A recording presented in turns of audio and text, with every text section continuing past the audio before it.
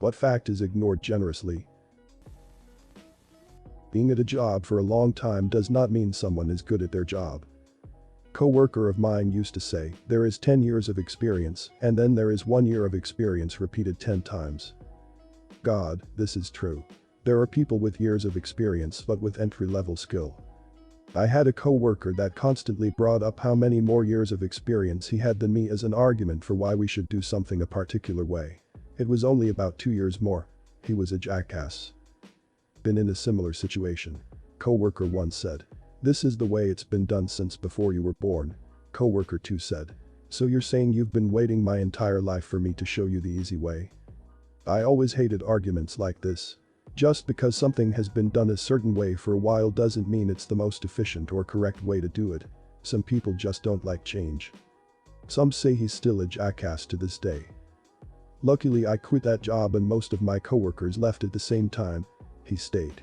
None of us liked working with him, but management loved him. He was a jackass and a kiss ass. I'll never forget my first Japanese boss. At a Japanese company, where this behavior was higher than I've experienced elsewhere, she was extremely curt and snobby. My first week, questioned my ability to do work. I simply hadn't used Excel to splice data the ways required for the job.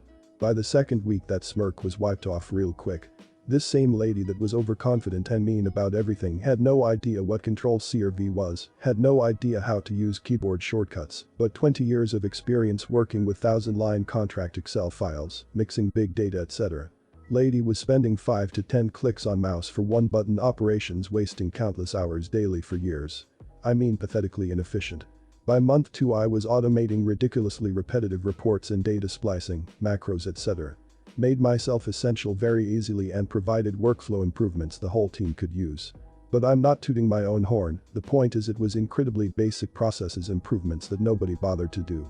Not genius ideas. Sometimes process improvements means less bodies needed. Process improvements should be kept to yourself to give you free time. And then brought out in an emergency. Get it done in 5 mins but works 4+ hours overtime. End up looking like a hero and get overtime. Great for raise bonus time if you're lucky enough to get those. That is very cynical and self-serving. I like how you think. Capitalism. Exploit your assets for maximum value. How dare you correct me? He said with dismay. I'm skilled and experienced, seasoned I say. I've worked here for ages, he said with a smile. Which meant he'd been doing it wrong for a while. This happened with my mom. She studied to be a dental hygienist, and a place that hired her decided it was a good idea to have her train a previous employee of a few years I think, as well as point out anything the other employees were doing wrong. For one, the girl she trained wouldn't ever change the tissue paper on the headrests for the chairs. Just flip it over for the next person. More than once. My mom decided to leave that job very quickly, knowing that everyone there would hate her for being told to correct their mistakes. My former boss had been in his job for 12 years. That dude was checked the fuck out and somehow kept getting promoted just in time to make him stick around. Plus, he was too unmotivated to leave and just got complacent.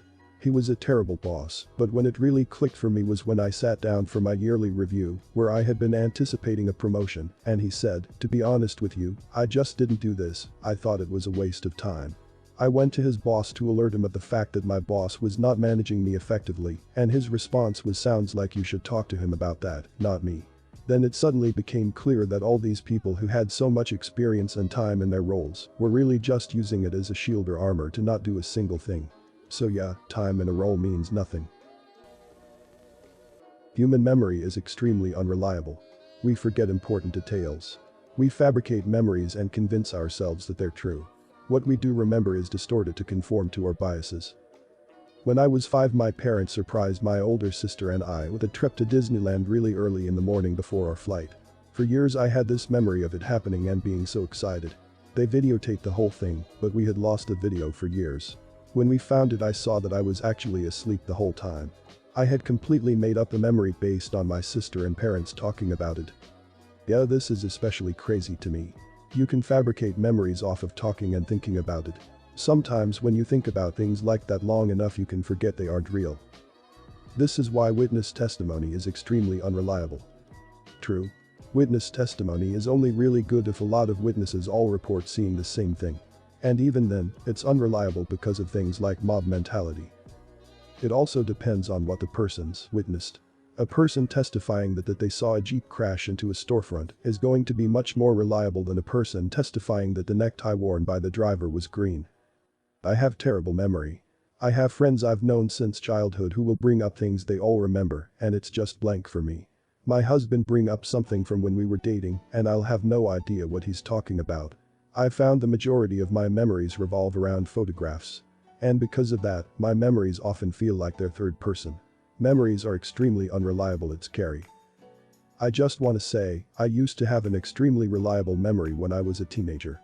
Since I've been a few years into work, the same has started to happen to me, and it's been a big source of my anxiety. Knowing others go through it helps normalize it, so thank you. Prevention is more affordable than treatment. Dubiously related. Every time the medical field finds a way to treat a condition, it just opens up the road to a harder to treat, more expensive condition. Edit. Dubious. Yeah, antibiotics really fucked us by inventing old age. Just because I don't agree with you doesn't mean I hate you. And conversely, just because I agree with you doesn't mean I like you.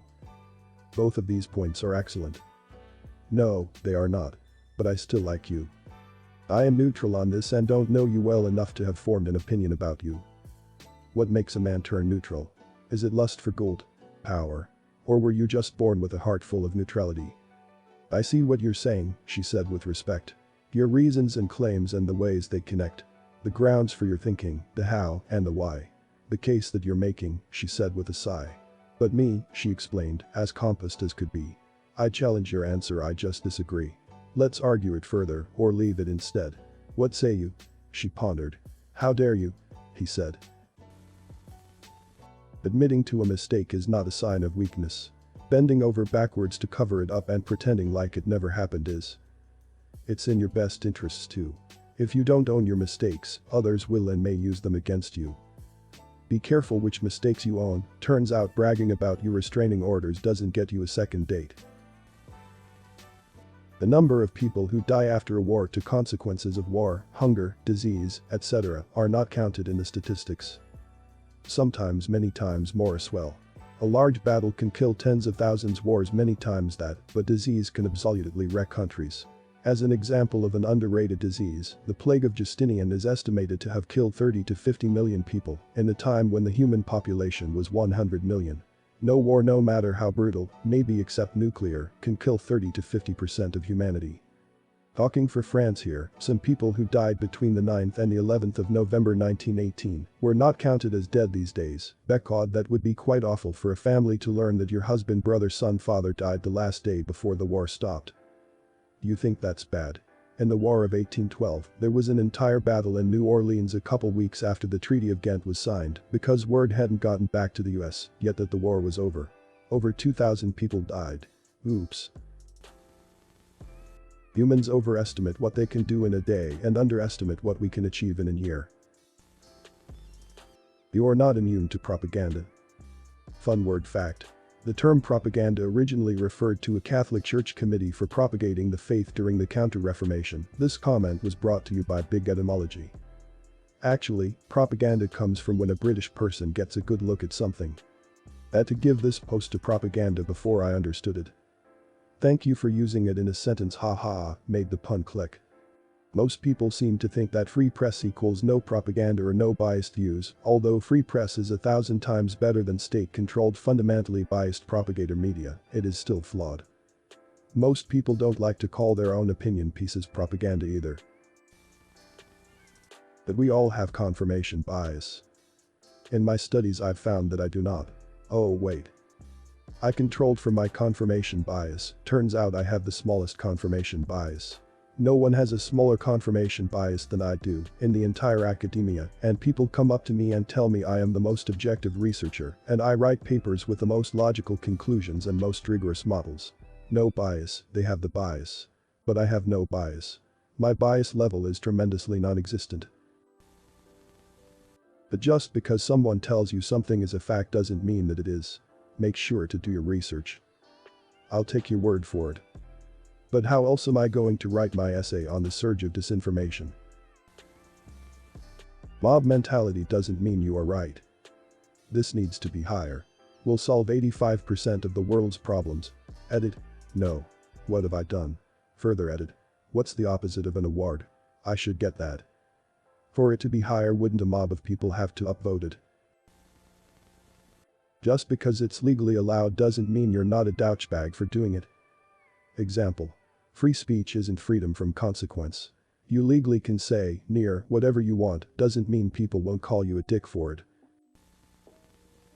Everyone is a huge hypocrite when it suits them, including me. The irony of this statement is that if you're ever in a situation where being a hypocrite would suit you but you aren't a hypocrite, then you are a hypocrite because you said you would be but weren't. My brain hurts.